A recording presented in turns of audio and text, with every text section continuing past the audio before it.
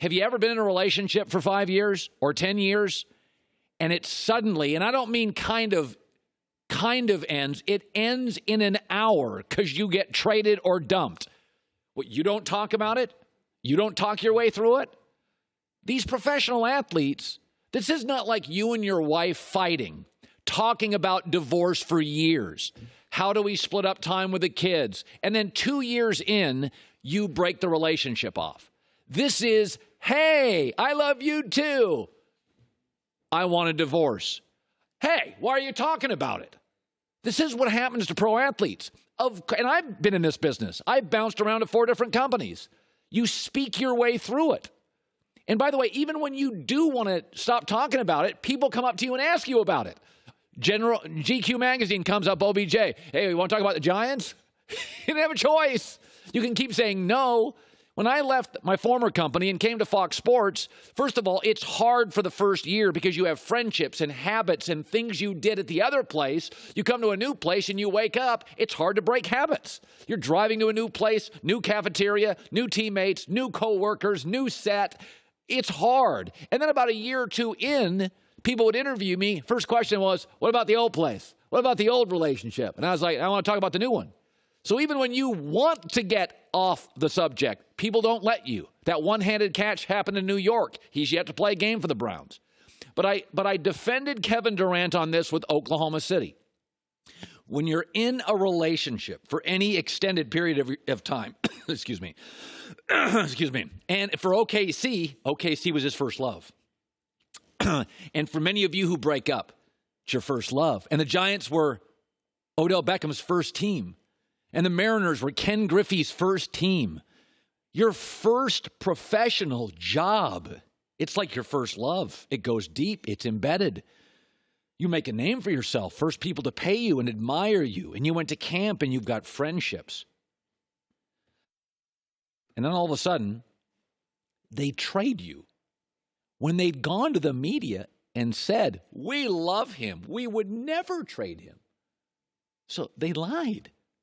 And 1 hour, you're a Giant, and the next hour, they remove your parking space, and you're supposed to just shut it down and move on? I'm not a therapist, I don't even think that's healthy. I bet if you went to a therapist and said, yeah, I just broke up, they'd say, you need to talk about it. You need to talk your way through this situation. These pro athletes get lied to, get dumped, get traded, get moved on.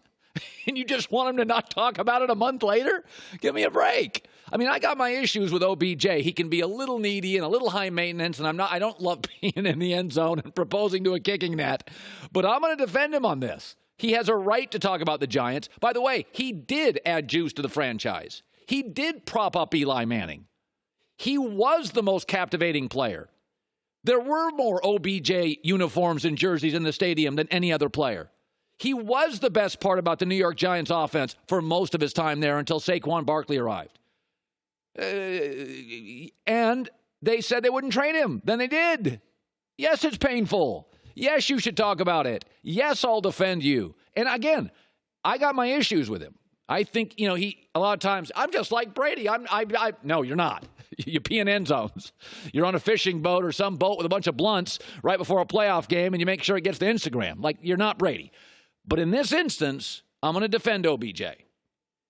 He did everything possible. The Giants were a chaotic mess. Coach after coach fired, coordinator after coordinator fired, hanging on to Eli too long, didn't surround him with talent, bad O-line. I'm going to defend him on that. He has a right to answer questions and a right to talk about it, and I think it's healthy. Nick Wright talked about this on First Things First this morning. All parties are to blame for Odell now being in Cleveland. The problem is nobody wants to take any of the blame.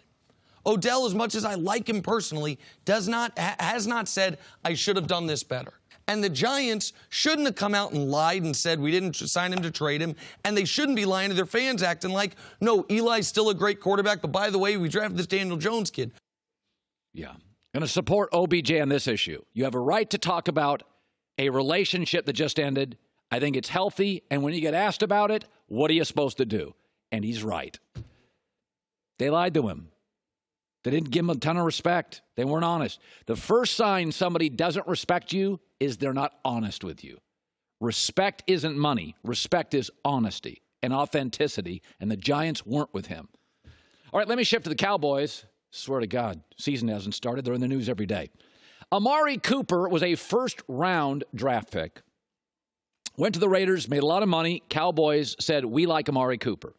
Amari Cooper came out yesterday and said for the Dallas Cowboys, a very valuable player for them, no rush on a new contract. I'm going into free agency at the end of the year. I trust myself, and I'm all good. Now, it should be noted, Amari Cooper has leverage. Dak Prescott was 7-2 with Amari Cooper and a passer rating of 103. Dak Prescott was 3-4 without Amari Cooper and a passer rating of 87. You keep telling me how valuable Zeke is? Dak Prescott was a different quarterback with Amari Cooper. Yet Amari Cooper, year out, going to play, going to deliver. This is one of the reasons I like the addition of Amari Cooper. My guys in college football said, great kid.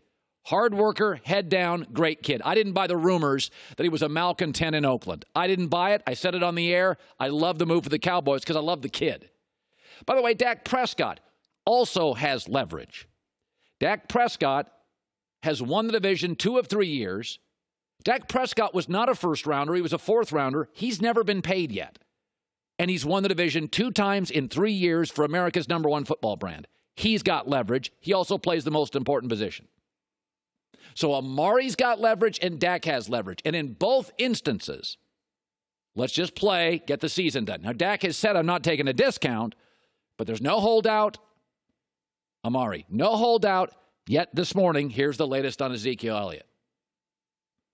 He hasn't firmly decided on his contract holdout. He may leave the country. Okay, this is a guy who was a first-rounder. He's already been paid well.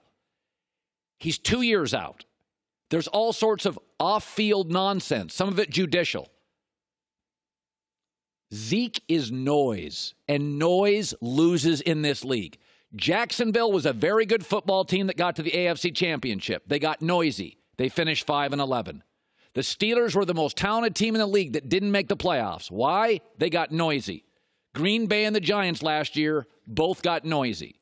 You want to know who got quiet last year? Kansas City started to get noisy, bailed on Kareem Hunt, went back to being quiet, got to the AFC Championship. Patriots were quiet. Rams were quiet. Seattle was noisy 2 years ago, got quiet, made the playoffs. Saints, Bears, Rams, Chargers, no noise. Noise equals distraction, and distractions equal losses in the NFL. This is not the NBA. The NBA is a living, breathing soap opera. The coaches know it, the players know it, the GMs know it, and the owners know it. Noise is just part of the culture of the NBA. It's a players' league. It's a stars' league. They have shoes. They've got brands. They've got opinions. It is a player-driven league, and players talk a lot. The NBA isn't dependent on quiet to win. LeBron's teams are always noisy. The NFL is different. There is a direct line. The noisier you get, the less you win in the NFL, because distractions, this is not the NBA where you have 4 or 5 teams that just have better players. In the NFL, the worst roster in the NFL could be Buffalo. The best roster could be Philadelphia. And if they played tomorrow in Buffalo, the spread would be 4.5 points. I'll say it again on Zeke.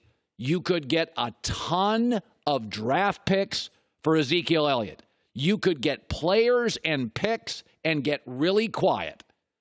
You could get really, really quiet really, really quickly. Because Amari's got leverage, no noise. Dak's got leverage, no noise. Zeke has some leverage, nothing but noise. NFC is jam, folks. There is no room for distractions. Hi, everybody. Thanks for watching. Subscribe here to get the latest from the show. Also, be sure to check out more of the best clips from The Herd or go watch a few segments from other shows on FS1.